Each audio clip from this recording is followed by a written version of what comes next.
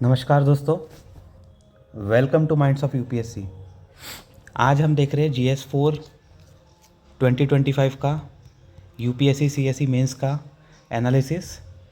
मेरा खुद का पेपर है, मैंने किस तरीके से अटैम्प्ट किया था और किस तरीके से क्वेश्चंस और केस स्टडीज़ को अटैम्प्ट किया है। कहीं ना कहीं मैं आपको वो बताऊंगा, कहीं ना कहीं आपके लिए बहुत ही बेनिफिशियल रहेगा किस तरीके से पेपर आता है, पेपर को अटैम्प्ट करना चाहिए।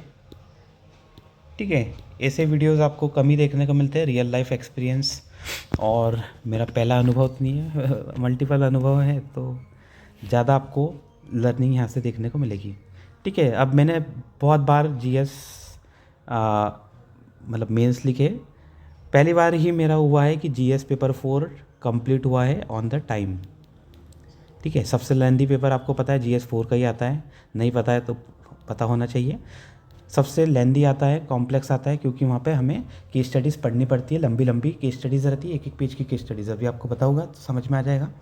तो ऐसा आप अगर उसको इतना मोटा पेपर रहता है वो, कि अगर आप देखोगे तो आपको तभी डर लग जाएगा अगर आप पहली बार जा रहे हो तो कहने का सेंस ये है कि इस बार मेरा बेटर टाइम मैनेजमेंट हुआ है, तो I am in a position और एक्सपीरियंस भी है।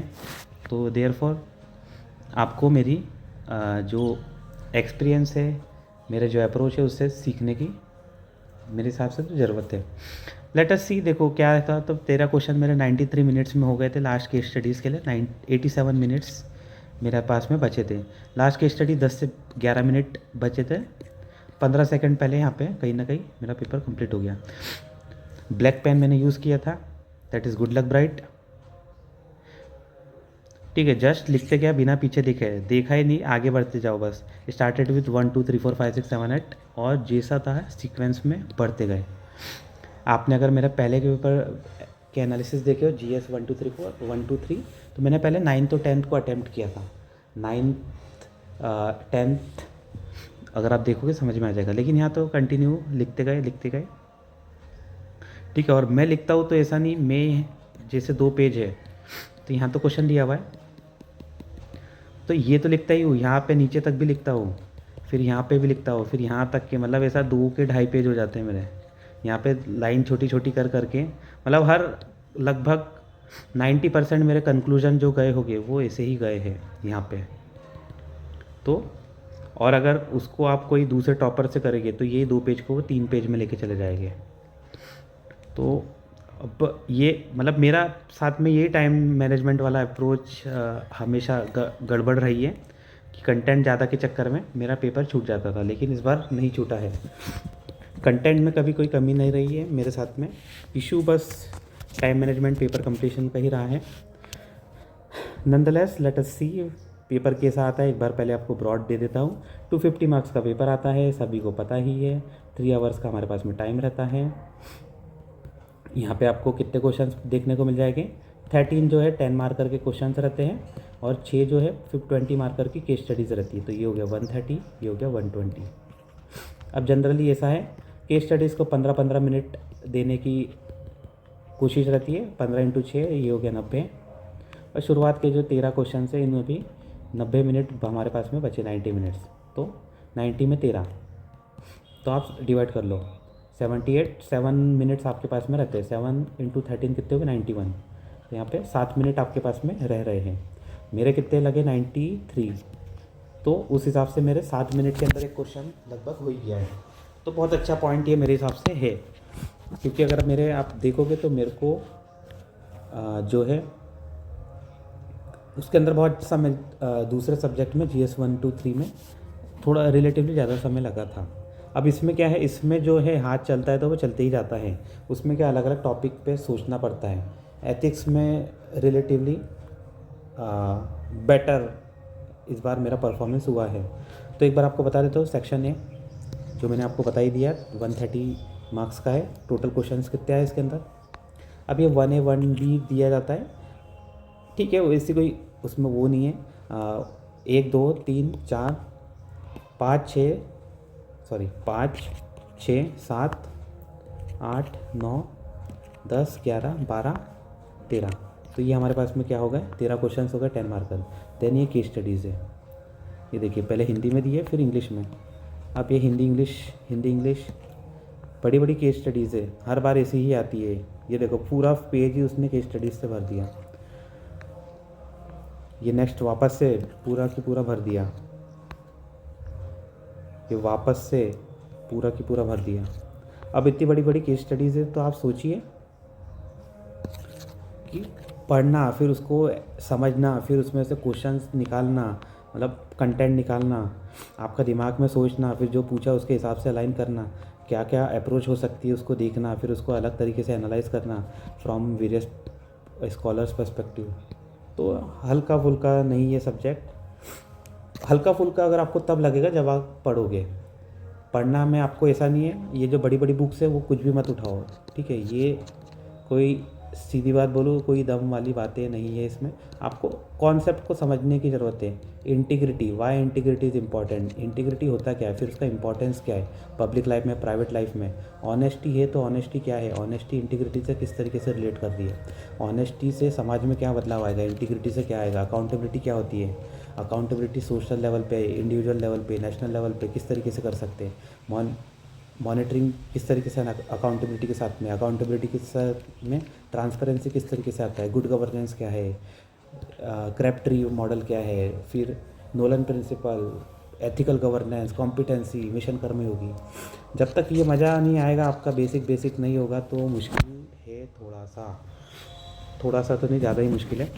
लेट अस सी, देखो in the digital age social media is revolutionize our way of communication and interaction, how it has raised several ethical issues and challenges. Describe the key ethical dilemma in this regard. ठीक है, ethical issues अलग हो गए, ethical issues and challenges, और ethical dilemma बोले तो दो चीज़ के बीच में वर्सेस वाली बात आ गई, ठीक है। ऑनेस्टी करूँ या फिर इंटीग्रिटी करूँ, या फिर अकाउंटेबिलिटी एंश्योर करूँ या फिर इंटीग्रिटी करूँ, या फिर बॉस की सुनूँ या फिर घर वालों की सुनूँ। भाई ये भी है, बीबी की सुनूँ कि माँ की सुनूँ, ये वाला जो एस्पेक्ट है, these are also ethical dimensions. कोई गलत नहीं बोल रहा हूँ, ये जो रियल लाइफ है वही है एथिक्स, और क्या। तो आपको क्या करना है, यहाँ पे क्या पूछा है, social media has revolutionize the way of communication and interaction, however it raise ethical concerns and challenges. Ethical issues के अंदर क्या हो रहा है, प्राइवेसी हो रहा है, फिर आपके पर्सनल राइट्स आ रहे हैं, आपकी जो है आइडेंटिटी के रिलेटेड हो गया, फिर आपका जो है डाटा थेफ्ट, डाटा सिक्योरिटी, फिर इसके साथ में रोल रिस्पॉन्सिबिलिटी ऑफ इन्फ्लुएंसर, आप क्या अपडेट कर रहे हो क्या नहीं कर रहे हो, अकाउंटेबिलिटी टूवर्ड्स जो सोशल मीडिया इंटरमीडियरीज है उनकी क्या रिस्पॉन्सिबिलिटीज़, अकाउंटेबिलिटी है, वो वाली चीज़ें। चैलेंजेस क्या है, डिफ़िकल्ट टू चैलेंज इंटरनेशनल, ये वो सब चीज़ें आ रही है। इंडिया में डाटा लोकलाइजेशन के नॉर्म्स अभी भी पुअर है, फिर डिजिटल डोमेन में किसी का वो नहीं है, फिर जो है क्या बोल सकते, कहीं से भी एनोनिमिटी वाला एस्पेक्ट्स आ जाता है, फिर जो है ये सब आपको चैलेंज देखने को मिलेगा। की डिलेमास है तो की डिलेमास क्या है ये आपको देखने को आप बता सकते हो, ठीक है। वही की वही मतलब वही की वही तो नहीं, मतलब अच्छे है। जैसे की डिलेमास आपको क्या देखने को मिलेगा, एथिकल डिलेमा, ठीक है। प्राइवेसी को आप प्रमोट कर रहे हो या फिर सिक्योरिटी को, सॉरी, या फिर सर्विलेंस या इंटेलिजेंस को सपोर्ट कर रहे हो, प्राइवेसी या फिर सिक्योरिटी को। व्हाट्सएप प्राइवेसी सिक्योरिटी को प्रमोट करता है, लेकिन फिर उसी समय उसको बोला जाता है कि आप हमें सर्विलेंस इंटेलिजेंस बताओ किस तरीके से हो रहा है। तो ये सब क्या है, एथिकल। फिर इसके साथ में रिस्पॉन्सिबिलिटी ऑफ जो पर्सन है जो कंटेंट बना रहा है, वर्सेस वर्सेस जो है स्टेट रेगुलेशन, स्टेट ऐसा ना हो सर्विलेंस करने लग जाए। तो ऐसे बहुत सारे आपको एथिकल डायमेंशन यहाँ से निकाल के बताना है। और क्या हो सकता है, और क्या हो सकता है, integrity of system versus biasness. अगर बायस करना चाह रहे हो, मतलब जो बायसनेस प्रमोट कर रहे हो, या फिर इंटीग्रिटी। फिर इसके साथ में हेट स्पीच वाला यहाँ पे कॉन्सेप्ट आ सकता है, हेट स्पीच और रिवेंज वगैरह वाली जो चीज़ें रहती है वो फेक, जो भी चीज़ें हैं वो सब इसके अंदर आ जाएगा। कॉन्स्टिट्यूशनल मोरालिटी जीएस पेपर 2 में भी आया था, 15 मार्कर का, अभी हमने देखा है पहले एनालिसिस, अगर आप देखो जाओ के तो आपको समझ में आ जाएगा। Is not a natural sentiment but a by product of civil education and adherence of the rule of law. Examine the significance of morality of public servant in the role of promoting good governance and ensuring accountability in public account administration. तो पहले तो आपको constitutional morality बता देना है, constitutional morality क्या है, ये सब क्या है, basic rules, identity, liberty, equality, fraternity, इन सबको अलाइन होना है, रूल ऑफ लॉ इंश्योर होना है, no one is about the law, है ना। कॉन्स्टिट्यूशनल मोरालिटी यही कहती है, डिवीजन ऑफ पावर होना चाहिए, सेपरेशन ऑफ पावर होना चाहिए, ये सब चीज़ें आपको मोरालिटी कि we must have to abide by the moral principle which has been imbibe in the constitution of India, this is known as the constitutional morality. ठीक है, अब यहाँ पे क्या पूछा है, किस तरीके से ये पब्लिक सर्वेंट के अंदर आ रही है। पब्लिक सर्वेंट में आप भी हो सकते हो। ठीक है, पब्लिक सर्वेंट समझ ही रहे, IAS, IPS, IRS, good governance, तो ए आना चाहिए। गुड गवर्नेंस में किस तरीके से प्रमोट हो रहा है। सेकंड है ensuring accountability in public administration, तो ए और बी दोनों में किस तरीके से constitutional morality plays a critical role. इसके बाद है Carl von Clausewitz one said war is a diplomacy by other means, critically examined above situation present context of contemporary zero political है। तो पॉलिटिकल जितने भी कॉन्फ्लिक्ट्स हैं आप बताते जाओ, इंडिया इजराइल, ये sorry Iran Israel, Ukraine, India Pakistan, US America, China. फिर इसके साथ में जो है द लास्टिंग सॉल्यूशन, तो वो ये diplomacy is the lasting solution, no country has been benefited from the long term warfare. किसने बोला है, Sanju, the art of warfare के अंदर, द आर्ट ऑफ वॉर के अंदर। ठीक है, long term no country has been benefited, यही वाला देखो ऐसे के अंदर आ गया, ये वाला यहाँ पे भी आ गया, यही वाला कहीं ना कहीं GS पेपर 2 के IR में भी लगा था, तो संजू को कई कितनी जगह पे हमने यूज़ कर दिया। ठीक है, तो ये आपने जियो पॉलिटिकल कॉन्फ्लिक्ट बता दिए, और इसके बाद में war is a diplomacy by other means. ठीक है, वॉर जो है कहीं ना कहीं अपने जो मीन्स है, अपने जो इंटरेस्ट है उसको फुलफ़िल करने का एक तरीका है। War is a diplomacy by other means. ठीक है, आपको अगर नेगोशिएट करवाना है किसको, तो पहले वॉर कर लो, फिर वो टेबल पे नेगोशिएट करने को आ सकता है। कहीं ना कहीं ये वाले एस्पेक्ट्स को आपको खोलना है।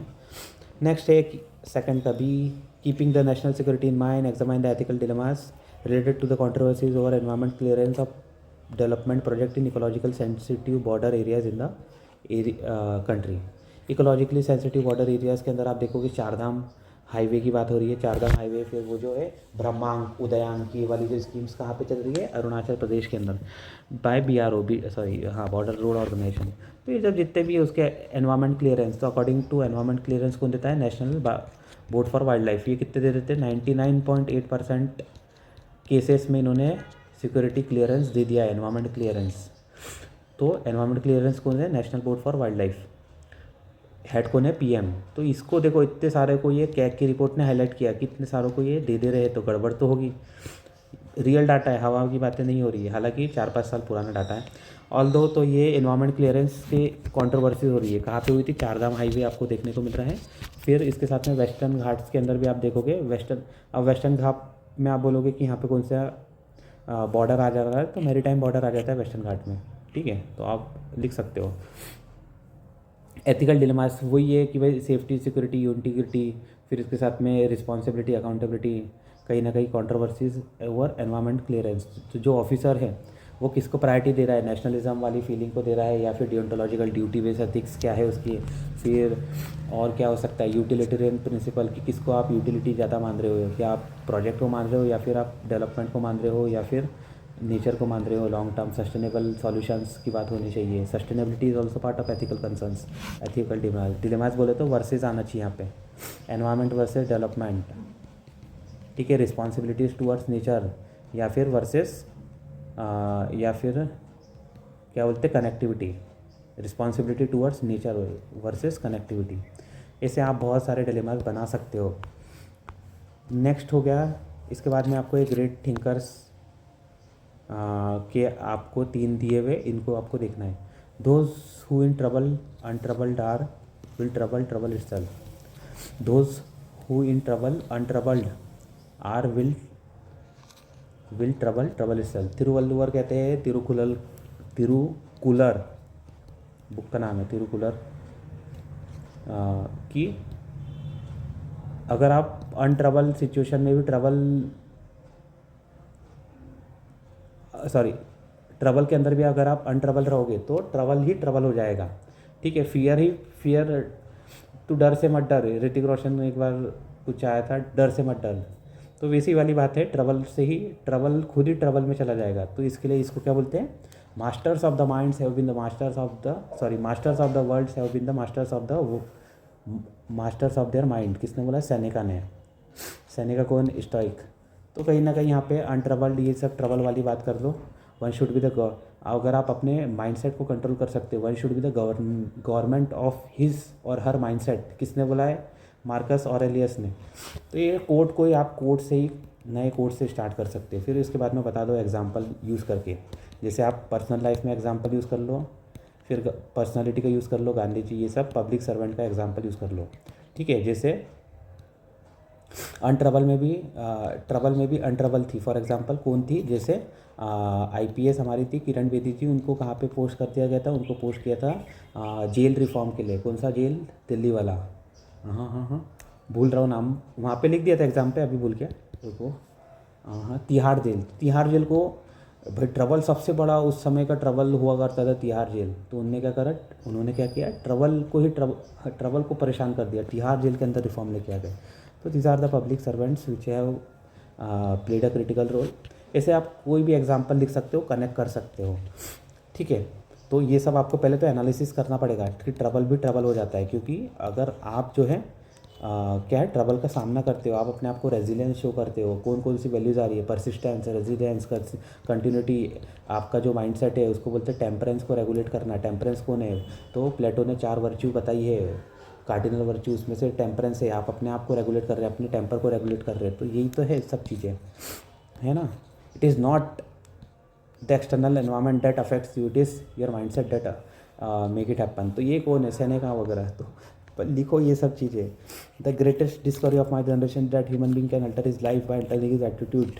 तो इसके अंदर मैंने कहाँ से स्टार्ट कर दिया, इसमें मैंने स्टार्ट कर दिया, when you change the way you look at the things you look at changes. कौन है, जिम रॉन। तो एक को दूसरे से काउंटर कर दो, ये सब करते हैं तो आप भी करो। तो क्या है, greatest discovery of my generation that human being can alter his life.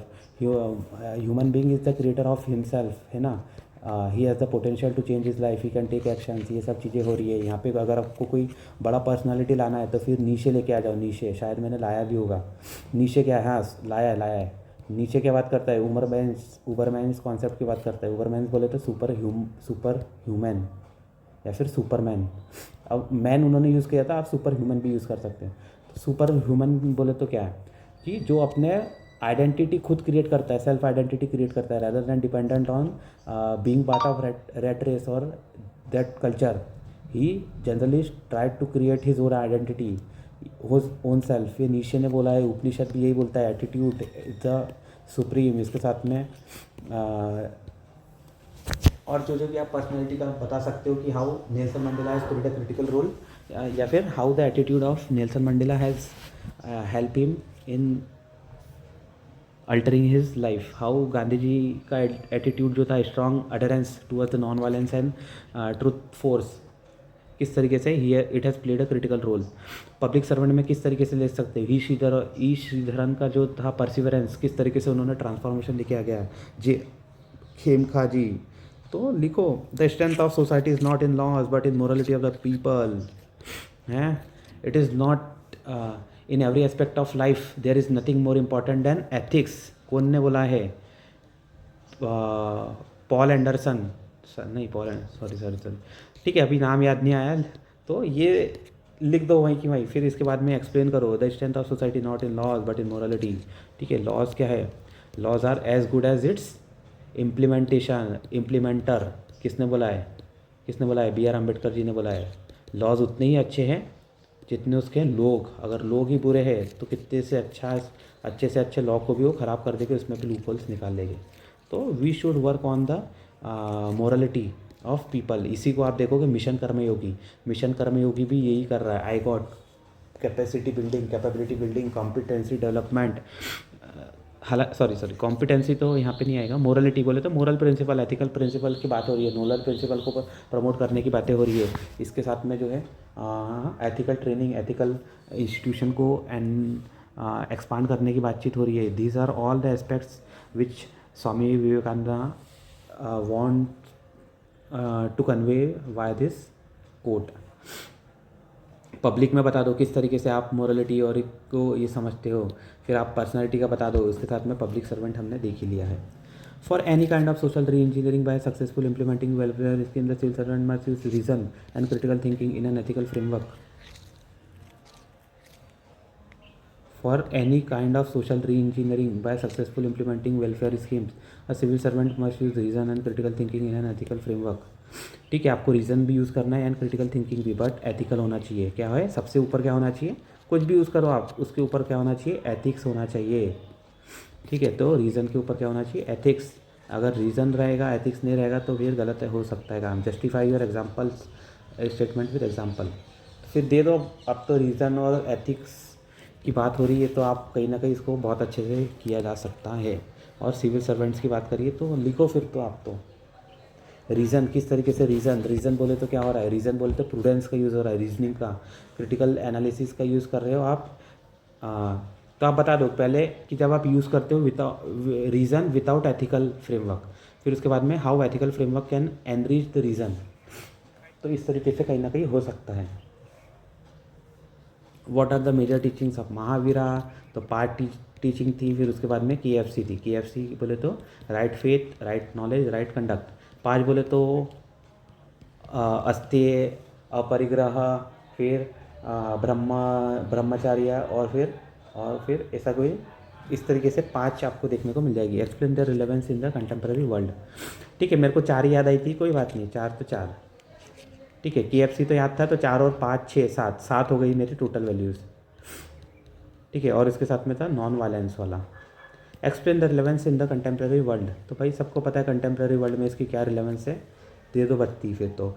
One who is devoted to one's duty attains highest perfection in life, analyse this statement above with reference to the sense of responsibility and personal fulfilment as a civil servants. One who is devoted to one's duty attains highest perfection in life, तो ये किसकी बात हो रही है, जो अपनी duty के साथ में अटैच है वही हाइएस्ट परफेक्शन को अचीव कर सकता है, अटेंड कर सकता है। तो ये किसकी बात हो रही है, डियोंटोलॉजिकल अप्रोच। डियोंटोलॉजिकल अप्रोच किसने दी थी, बोलो, duty based approach, duty Rawls था, डियोंटोलॉजिकल नहीं, मिल्स नहीं, देन था कांत, यस कांतियन आपको देखने को मिलेगा। तो ये क्या है, कांत ने बोला है duty based ethics. At the same time Bhagavad Gita भी क्या बोलता है, कर्मण्यवाधिकारस्ते मा फलेषु कदाचन। तो भाई वो ये ड्यूटी बेस्ड एथिक्स, ड्यूटी को आपको इंपॉर्टेंस देना है with reference to sense of responsibility and personal fulfilment as a civil servants. ठीक है, सेटिस्फैक्शन होना चाहिए आपको, पर्सनल फुलफिलमेंट का सेटिस्फैक्शन, सेंस ऑफ रिस्पॉन्सिबिलिटी, ये कब होगा, ड्यूटी। जब आप ड्यूटी के साथ में डेडिकेशन शो करोगे, जब अपने रिस्पॉन्सिबिलिटी को शो करोगे कि और उसके साथ में अपने जो है पर्सनल फुलफिलमेंट बोल तो कंसाइंस जो है, कंसाइंस का यूज़ करते हुए अपनी ड्यूटी को फॉलो करोगे तो कहीं ना कहीं देखोगे और जो है highest perfection in life. Highest perfection बोले तो बैलेंस और ये सब चीज़ें आपके लाइफ में हो जाएगी। To achieve holistic development goal, a civil servant acts as an enabler and active facilitator of growth rather than regulator. What specific measures will you suggest to achieve this goal? To achieve holistic development goal, a civil servant act as an enabler and active facilitator of growth rather than regulator. तो अभी क्या है, rule based से क्या हो गया, role based हमारी जो अप्रोच आ गई है, और सिटीजन सेंट्रिक। तो रूल बेस्ड जो गवर्नमेंट सिस्टम था, गवर्नेंस सिस्टम था, अभी क्या हो गया, रेगुलेटर नहीं है वो, रूल वाले बोले तो रेगुलेटर, अभी क्या हो गए, रोल इनेबलर है वो, and active facilitator. They will act as a facilitator to ensure the higher service delivery, to being the part of the developmental process. इससे क्या होगा, होलिस्टिक डेवलपमेंट गोल्स आपको देखने को मिलेगा। तो आप इसके एग्जांपल बता दो, what specific measures will you suggest to achieve this goal. तो पहले तो आपको ये थोड़ा बहुत बताना पड़ेगा, rule base mission Karmayogi capacity building, इसके अंदर यही बातचीत हो रही है। फिर इसके बाद में मिशन कर्मयोगी के अंदर क्या बातचीत होती है, एलिटिज़म को ख़त्म करना है, एक्टिव रेगुलेटर क्या करता है, एलिट रहता है, रेगुलेट क्या करता है, अपने आप को कहीं ना कहीं वो ईगो सेटिस्फैक्शन वाली बात आ जाती है, कहीं ना कहीं वो पावर हिरार्की वाली बात आ जाती है। तो यहाँ पे पावर हिरार्की नहीं होना चाहिए, rather the power should come from citizen. तो पावर कम किसे होगा, जब you will act as a enabler not as a regulator, you will act as a enabler, you will not act as a supreme authority over the citizens. तो यही है भाई, और क्या है। ठीक है, फिर इसके साथ में क्या है, इसके साथ में इसके साथ में क्या है, इसके साथ में ये है, चलो ठीक है। अभी what specific measures will you suggest to achieve this goal. भाई वही है, मिशन कर्मयोगी, कैपेसिटी बिल्डिंग, और इसके साथ में इनेबलर एंड एक्टिव फैसिलिटेटर है। तो अकाउंटेबिलिटी होना चाहिए, इसके साथ में जो है एथिकल ट्रेनिंग होना चाहिए, सबसे पहले तो इनेबलर होना चाहिए, ठीक है। तो पॉलिसी लेवल पे सपोर्ट होना चाहिए, और code of conduct, code of ethics, it should be promoted. इसके साथ में जो है ट्रेनिंग की ज़रूरत है, स्पेशलाइज मॉड्यूल होना चाहिए फॉर ट्रेनिंग। और क्या है उसके साथ में, और जो इसे ऑफिसर्स हैं, फैसिलिटेटर का काम कर रहे हैं, उनको क्या बोल सकते हैं हम, रेनफोर्समेंट दे सकते हैं, पॉजिटिव रेनफोर्समेंट। और रेगुलेटरी वाली जो एस्पेक्ट्स है उसको हमें कम से कम करने की कोशिश होनी चाहिए।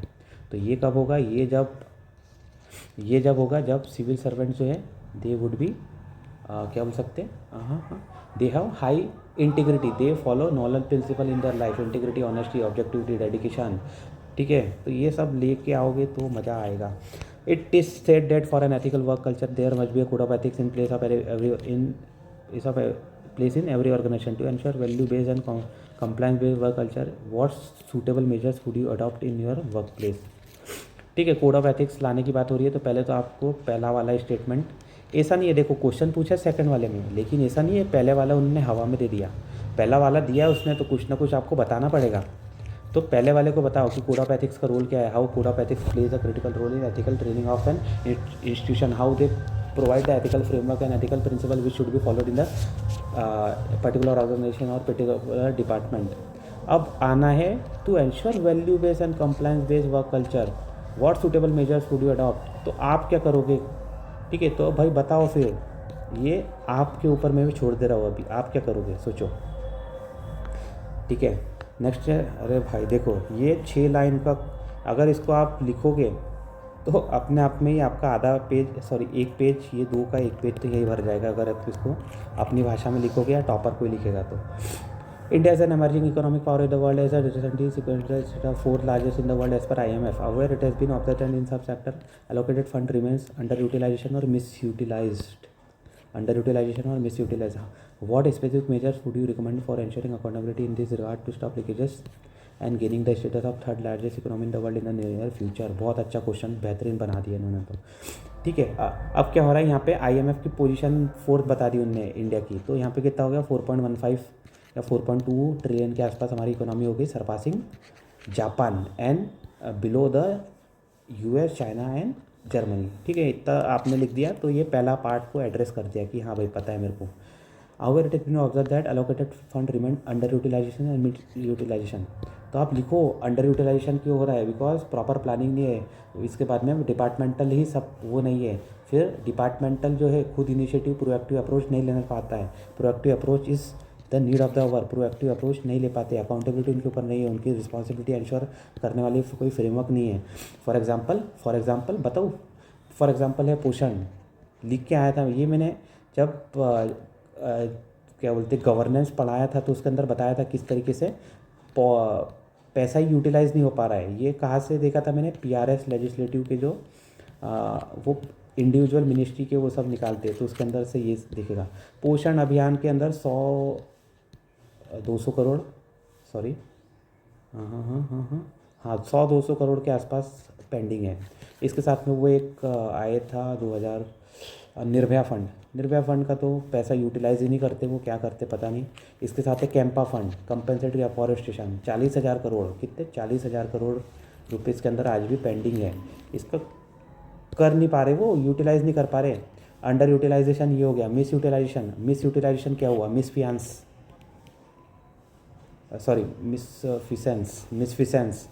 इसके अंदर क्या हो रहा है, इसके अंदर और भी आप देखोगे, इसके अंदर फॉर एग्जांपल जैसे हुआ था गीता महोत्सव हुआ था, तो मिस यूटिलाइज क्या बोलते हैं, एक गीता की जो बुक आती है उसकी जो प्राइस कितनी थी, 5 लाख रुपए। कितनी प्राइस, 5 लाख रुपए एक गीता की प्राइस। अब बताओ क्या सोने का लगा दिया, क्या लगा दिया, नॉर्मल थी हालांकि वो तो ये क्या है, this are the misutilisation of funds, ठीक है। तो ये सब क्या है, कैग रिपोर्ट भी हाईलाइट करती है सब चीज़ें, तो ये सब आपने बता दिया दोनों एस्पेक्ट। अब स्पेसिफिक मेजर्स लो कि आप ये वाली चीज़ों को फॉर एंश्योरिंग अकाउंटेबिलिटी, तो आपको देखो कितने सारे क्वेश्चंस आ गए, 1 2 3, 3 तो अभी बातें हो चुकी है हमारी। अब यहाँ पे हो ensuring accountability in this regard to stop leakages, तो ए बताओ, फिर उसके बाद में gaining the status of third largest in the future, तो बी बताओ। तो एंश्योरिंग अकाउंटेबिलिटी, अकाउंटेबिलिटी एंश्योर करने के लिए क्या होना चाहिए, सोशल ऑडिटिंग होना चाहिए, सोशल ऑडिटिंग, फिर इसके साथ में कैग की ऑडिट होना चाहिए, फाइनेंशियल ऑडिट होना चाहिए, प्रॉपर्टी ऑडिट, इसके साथ में जो है सिटीजन चार्टर होना चाहिए, इसके साथ में ग्रीवेंस रिड्रेसल मैकेनिज्म होना चाहिए, इसके साथ में सेवोत्तम मॉडल होना चाहिए। अकाउंटेबिलिटी और कैसे हो सकती है, अकाउंटेबिलिटी हो सकती है केपीआई के थ्रू, की परफॉर्मेंस इंडिकेटर के डैशबोर्ड के थ्रू हो सकती है। अकाउंटेबिलिटी हो सकती है severe punishment, no zero tolerance, इस तरीके से हो सकती है। रिस्पॉन्सिबिलिटी इंश्योर करके हो सकती है। हो गया, और क्या भाई, भगवान से मिलोगे क्या। Gaining the status of third largest economy of the world in near future, third दे दो अब तो, फिर आपके ऊपर ही है कितना बत्ती यहाँ पे आ सकती है। Third largest, how can you achieve the third largest economy in the world in near future, तो these are what should be the measures we have to take for example. सबसे पहले we have to focus on R&D, we have to focus on education of our sector, we have to and अब देखो यहाँ पे ये part है ethics का, तो हमें क्या करना है, एथिक्स पे भी फोकस करना है। रिस्पॉन्सिबिलिटी अकाउंटेबिलिटी ऑफ ऑफिसर्स, इसके साथ में इंटीग्रिटी नोडल प्रिंसिपल के जो फॉलो कर रहे तो उसके कारण हो सकता है। फिर इसके साथ में रेगुलेटरी सर्टेनिटी होना चाहिए, इसके साथ में जो पीपल है वो उनका भी सेंस आना चाहिए, सिविक सेंस जो इंडिया का पुअर है उसको एनलार्ज करने की हमें ज़रूरत है, एनहांस करने की ज़रूरत है। Role of individual person toward their nation, toward their society, ये होने की ज़रूरत है। तो ये सब चीज़ें आपको देखने को मिल जाएगी फ्रॉम द दिस आंसर्स, मतलब वहाँ पे लिखा जा सकता है। तो कितने सारे 1 2 3 4 5 पार्ट है, इंट्रो तो है ही, चलो इंट्रो को हमने इसी में फोर्थ लार्जेस्ट बता दिया, फिर भी 4 part plus intro plus conclusion, 6 part, 2 page में 6 पार्ट लिखना है विद इन लिमिटेड समय, 7 मिनट में। देखो तो, और फिर इसके बाद में केस स्टडीज़, तो देखो केस स्टडीज़ आप ये सब देख लेना, 4 क्वेश्चन बने हैं, इसके पास में हमें क्या रहता है, 4 पेज रहते हैं इसके अंदर हमें, ठीक है। 10 मार्क के लिए कितना है, 2 पेज, तो ये 20 मार्क का है, तो यहाँ पे क्या हो गया, 4 पेज आपको देखने को मिल रहे हैं, 20 मार्क 4 पेज, ठीक है। इसके पहले लिखी हुई रहती है यहाँ पे केस स्टडीज़, वो सब टाइप रहती है, उसको छोड़ के 4 पेज रहते हैं, ठीक है। फिर इसमें भी इंट्रो लिखना पड़ता है, इसमें कंक्लूजन लिखना पड़ता है, मैंने तो हर एक में लिखा है, ठीक है। इंट्रो लिखो, कंक्लूजन लिखो, इसके साथ में यहाँ तो मैं वो भी लिखा, एम भी लिखा, कोई में स्टेक होल्डर भी बना दिए। अब ये क्यों बनाया, क्योंकि एक टॉपर थी 162, क्या नाम है, विशाखा यादव जी, तो उन्होंने भी ऐसा लिखे थे भाई, वो तो सिंपल लिखती थी, लेकिन 162 मार्क्स, बेहतरीन कॉपी उनकी, आप देखो कभी। तो ये सब जितने भी है वही की वही क्वेश्चंस आपको देखने को मिलेंगे। What are the options available with the Vijay, what are the ethical dilemmas, evaluate and examine each options, फिर what are the proper course to be followed by the Vijay. Same आप देखोगे ये वाला है, तो यहाँ पे तो थोड़ा GS वाला क्वेश्चन आ गया ये, can deforestation be ethically justified, तो यहाँ पे वो जो आगे हमने क्वेश्चन देखे थे ना सेक्शन ए में, वहाँ पे एक एक क्वेश्चन पूछ रहा था, तो यहाँ पे से 3 क्वेश्चन पूछ गए। वहीं पे वहाँ पे भी एक क्वेश्चन आ सकता था, can deforestation be ethically justified in the pursuit of social, तो वैसा यहाँ पे इन्होंने ये घुमा फिरा के यहाँ पे ये बना दिया है। तो केस स्टडी तो नहीं, केस स्टडी के रख के इस पर वो आंसर क्वेश्चन इन्होंने बनाए हैं, ठीक है। अभी ये क्वेश्चंस मैं आपको नहीं बता रहा हूँ, ये आप खुद से देखो, आपको मैंने सेक्शन है पूरा करवा दिया है। यहाँ पे देखो सुभाष कौन है, Subhash is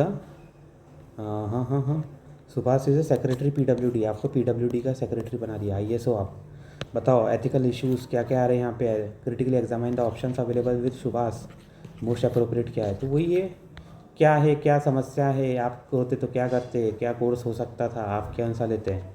options available, ethical issues, most appropriate, यहाँ पे आ गए राजेश, ऊपर सुभाष, राजेश, अभी कौन आएगा, महात्मा गांधी आ गए यहाँ पे, ठीक है। महात्मा गांधी तो नहीं, दूसरे सॉरी, आप ही आ गए, खुद आ गए, you are the appoint administrative incharge of the district. MNREGA के अंदर देखो इतनी गड़बड़ी आई है, what are your action, what initiate would be take, what how do you deal with the situation, आप ये देख लेना।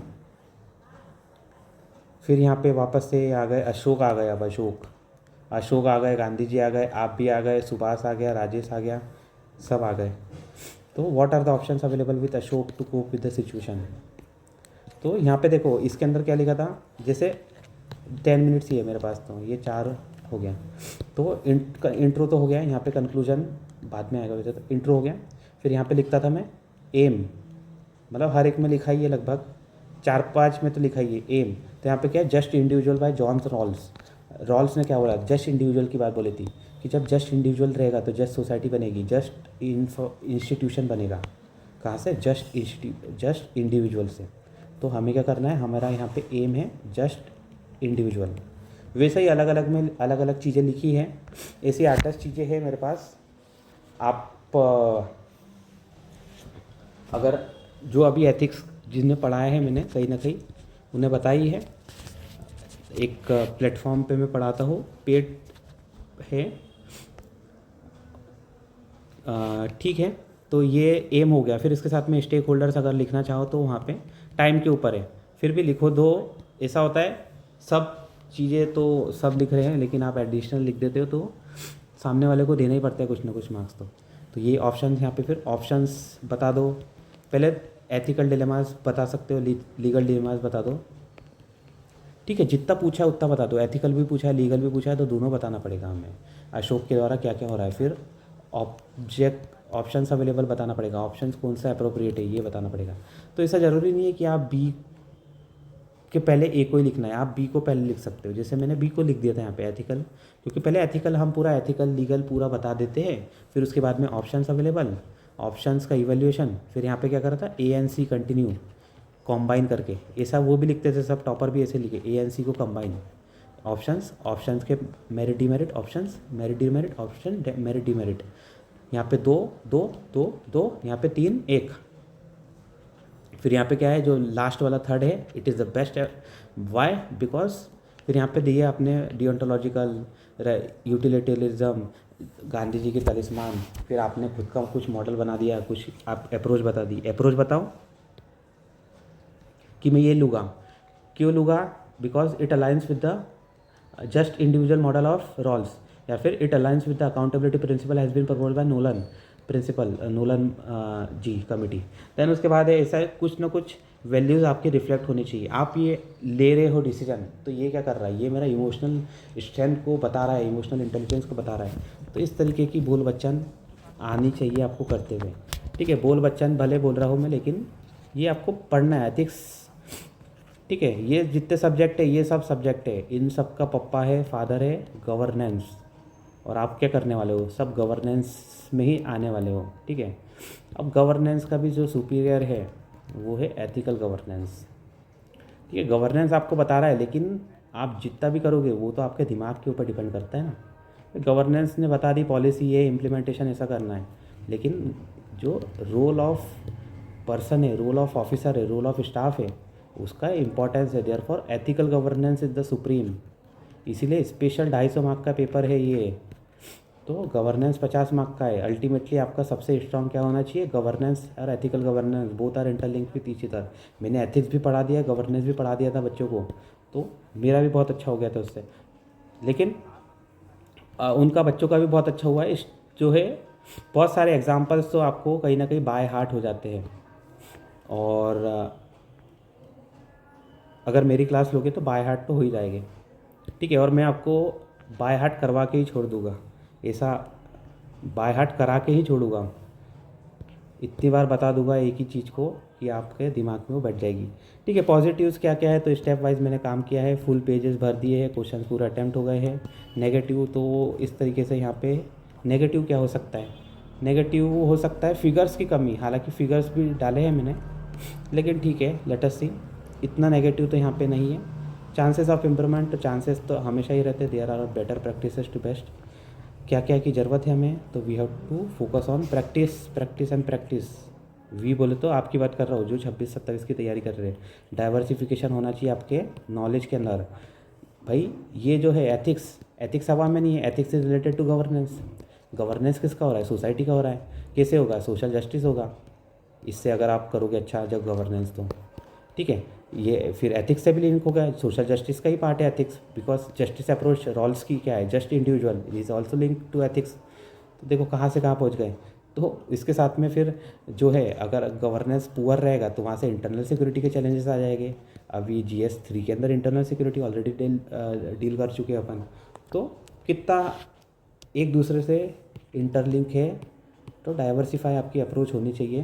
देन एनालिसिस एंड आर्गुमेंटेशन, ये आपको इसके ऊपर फोकस करना है अलॉन्ग विथ एग्जाम्पल। एग्जाम्पल आपके पास में 10 IAS IPS IRTS, railway, police, traffic service, मैंने सब बच्चों को ये सब भी IRTS, पोस्टल सर्विस, पहले तो उनको 24 की 24 सर्विसेज के नाम बता दिए, postal service, trade service, corporate law service. तो आप एग्जाम्पल लिखो, how the corporate law service servants has played a critical role in regulating the corporate transparency in MC21 के अंदर किस तरीके से इंश्योर करे, किस तरीके से। भाई ये तो खतरनाक हो गया। ट्रेड सर्वेंट्स ने how trade servants has negotiated with the foreign during the Gambia case. Gambia के अंदर जो हमारी जो दवाई गई थी वो गलत हो गई थी, तो ट्रेड सर्विस वालों ने किस तरीके से उसको रेगुलेट करा, किस तरीके से अपने प्रोडक्ट को क्या करा, ये सब ट्रेड वालों का काम था। ठीक है, और भी बहुत सारे, कजाकिस्तान के अंदर भी शायद कुछ केस हुआ था, या कजाकिस्तान, याद नहीं आ रहा है। गाम्बिया के अंदर तो केस हुआ था, वो जो कफ सिरप वाला केस था।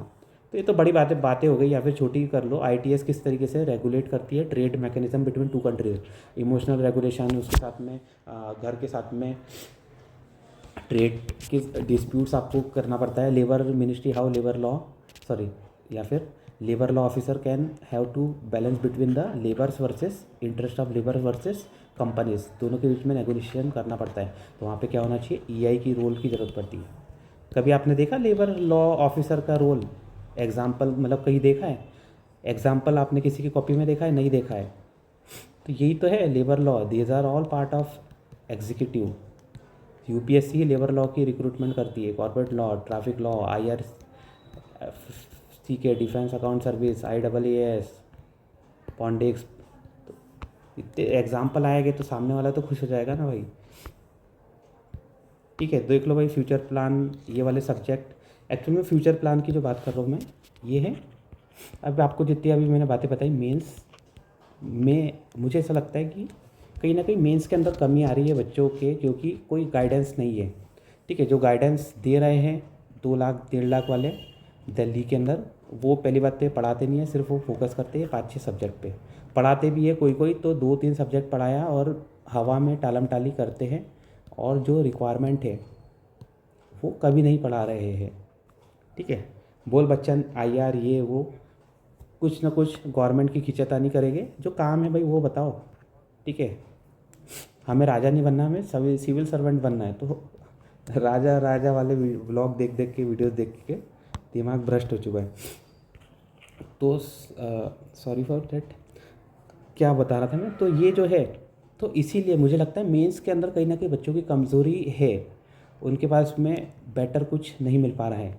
फिर इसके साथ में एक गैप तो यहाँ पे आ गया, फर्स्ट गैप दिल्ली के अंदर। फिर उसकी प्राइस भी है, वहाँ पे आपको शिफ्टिंग करना पड़ेगी, बहुत ख़तरनाक चीज़ें हैं वो तो। दैन उसके बाद में एक आ जा रही है जो कंटेंट ऑनलाइन अवेलेबल है, जैसे 5-5, 6-6 हज़ार में जो कोर्सेज आ रहे हैं। अब वो आ तो रहे हैं, लेकिन वहाँ पे वो क्वालिटी नहीं दे पा रहे। क्वालिटी भी दे पा रहे हैं तो उन्होंने वीडियो रिकॉर्ड करके ले रख दिए हैं। वो जो एक बच्चे को समझाना, रेगुलर आप क्लास ले रहे हो तो आपके अंदर जो है इम्बाइब होती है चीज़ें। आप एक ही बार में 10 घंटे का या 2 घंटे 4 घंटे का मैराथन ले रहे हो कि का बना हुआ, पॉजिटिव है, लेकिन स्टिल जो उसका इम्पैक्ट होता है उतना नहीं होता है। तो और फिर जो है क्वालिटी कॉम्प्रोमाइज़ भी होती है। वो भी क्या करते हैं, अब उन्हें क्या करना है, बच्चे तो आ चुके हैं तो फिर क्या करना है, फटाफट से कोर्स को कंप्लीट करवाना है, या फिर क्या बोल सकते हैं, जल्दी से जल्दी किस तरीके से कम समय में हो जाए, तो फिर वो क्वालिटी वहाँ पे कॉम्प्रोमाइज़ होती है। तो देयरफॉर जितने गैप्स में फाइंड कर रहा हूँ, उसके हिसाब से मुझे ये देखने को मिल रहा है कि ये जो GS पेपर 1 के अंदर सोसाइटी है, ये इग्नोर है। बहुत इजी सब्जेक्ट है। जितना आप हिस्ट्री के अंदर 10 चीज़ें पढ़ते हो, art and culture, ancient, modern, medieval, post independence, world history, अगर एक ही को इंक्लूड कर ले उसी में सोसाइटी आ जाएगा। और आर्ट एंड कल्चर और इन सब से ज़्यादा मार्क्स का आ रहा है सोसाइटी। तो भाई इस पे फोकस करो, कोई पढ़ाता नहीं है। गवर्नेंस, सोशल जस्टिस, इन पे फोकस करो। गवर्नेंस तो यही तो है, आप तो यही कर रहे होगे आगे चल के। सोशल जस्टिस तो सोसाइटी के साथ में कनेक्ट हो जाएगा। GS3 इंटरनल सिक्योरिटी, जब गवर्नेंस सोशल जस्टिस नहीं रहेगी तो क्या होगा, सिक्योरिटी चैलेंजेस आएंगे, कौन कौन से आ रहे हैं, क्यों आ रहे हैं, क्या आ रहे हैं। इसके बाद में एनवायरनमेंट तो सभी को पता है, एग्रीकल्चर सभी को पता है, ये कोई पढ़ाता नहीं है, एनवायरनमेंट एग्रीकल्चर नहीं पढ़ाया जाता है जनरली, ठीक है, पढ़ाते हैं लेकिन वो हो सकता है पढ़ाया भी हो अच्छा, बहुत अच्छा, लेकिन जनरली बता रहा हूँ मैं। देन GS4 अभी हम देख ही रहे हैं, एथिक्स का पार्ट 1 पार्ट 2 सेक्शन ए भी, क्वेश्चन केस स्टडीज़ किस तरीके से अटेम्प्ट करना चाहिए, क्या क्या स्ट्रेटजीज रहेगी, ये भी हम सीखेंगे। तो 3 महीने का जो कोर्स मैं प्लान कर रहा हूँ, और ये वाले जो जितने भी आपको यहाँ पे अभी मैंने नीचे सब्जेक्ट्स बताए, ये मैं उसके अंदर कवर कराऊँगा। अब ये ऊपर वाले भी चाहूँ तो मैं कवर करा सकता हूँ, लेकिन अगर आपको ज्योग्राफी पढ़ा होगा तो 1-1.5 महीने ज्योग्राफी में लग जाएगा। ऑलरेडी दुनिया जहाँ करती ही है ज्योग्राफी, स्टिल हिस्ट्री भी करती है, पॉलिटी, लेकिन अगर प्रायोरिटी हमारी क्या है, ये सब लगभग आप पढ़ते ही हो, प्रायोरिटी हमारी इस पे है। टाइम मिलेगा तो वी विल लुक एट दो सब्जेक्ट एज वेल। मेरे को कोई नहीं, मैं तो इकोनॉमी ऐसा पढ़ा दूंगा, फिर मज़ा आएगा आपको, फिर जो बड़े बड़े आप है उनको भी रिफ़र करने की ज़रूरत नहीं पड़ेगी आपको। इकोनॉमी, इको सर्वे सबसे बेस्ट है, इको सर्वे, और फिर जो रिपोर्ट्स आती है PRS लेजिस्लेटिव रिपोर्ट निकालता है इधर उधर की कंपाइल कर करके मिनिस्ट्री वाली, बजट्स, इको सर्वे, 15 फाइनेंस कमीशन, ये लाओ, यही तो है इकोनॉमी के अंदर। पॉलिटी के अंदर आप आपको केस लॉज ये सब आने चाहिए, बहुत अच्छे। हिस्ट्री तो है ही अल्टीमेट, ज्योग्राफी भी बहुत अच्छा, ज्योग्राफी भी पढ़ा दिया बच्चों को, हिस्ट्री पढ़ाया है मैंने, ये दोनों नहीं, ये तीनों नहीं पढ़ाया है, ये तीनों दूसरे सर कवर करते हैं देयरफॉर। तो अभी मेंस की क्लासेस में ये ले रहा हूँ, और जो है अभी जो मैं दूसरे प्लेटफॉर्म पे वर्क कर रहा हूँ, लेकिन वहाँ पे कहीं ना कहीं आप दूसरों के हिसाब से आपको काम करना पड़ता है, ठीक है। तो यहाँ पे जो है मैं सोच रहा हूँ कि आपके लिए स्पेशल बैच मैं यहाँ पे प्लान कर रहा हूँ। आप इंटरेस्टेड है, अगर आपको मेरा जो अभी कंटेंट बता रहा हूँ आपको ठीक लग रहा है, तो minds of UPSC Telegram channel join करो। इसके साथ में कहीं ना कहीं, और अभी फ्यूचर में जो जो भी प्लान रहेगा कहीं ना कहीं मैं आपके साथ में शेयर करते जाऊँगा, ठीक है। जो मोस्ट प्रोबेबली अक्टूबर, नवंबर, दिसंबर के प्लान में कर रहा हूँ, जो अभी आपको मैंने बताया, ठीक है। आपका रिस्पांस के ऊपर रहेगा, अगर अच्छे स्टूडेंट आएंगे तो डेफिनेटली मेरी क्लास में आपको कभी भी बोर नहीं होगा, इतना मज़ा आएगा। Let us look at the present. आपको जो जो भी डाउट है कमेंट में बताइए, कहीं ना कहीं रिजॉल्व करने की मैं कोशिश करूँगा। This all for today. अभी हमने क्या देखा, GS पेपर 4 का एनालिसिस देखा है, और one of the difficult paper ये हमेशा रहता है, difficult in the sense for, अभी देखो जैसे 4-4, 5-5 लाइन के क्वेश्चंस आ रहे हैं, तो इट इज़ बिकमिंग डिफ़िकल्ट पढ़ना, फिर उसको एनालाइज करना, समझना, फिर टाइम की कमी हो जाती है, टाइम तो लिमिटेड ही है, लेकिन आपको पेजेस या फिर आपको पूरा कंटेंट तो आपको देना ही है वहाँ पे।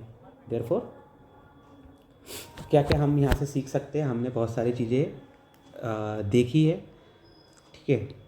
हो सकता है मेरे जो है मैं बहुत फास्ट बोल रहा हूँ, तो इसके लिए हो सकता है कि आप उस लेवल तक नहीं अभी पहुँच पाए हो, तो आप थोड़ा सा स्लो करके देख सकते हो, डबल देख लीजिए, लेकिन आपको इससे बहुत बेनिफिट होगा, ठीक है। बस इतना ही कहना चाहता हूँ। This all for today, thank you, मिलते हैं, ओके बाय।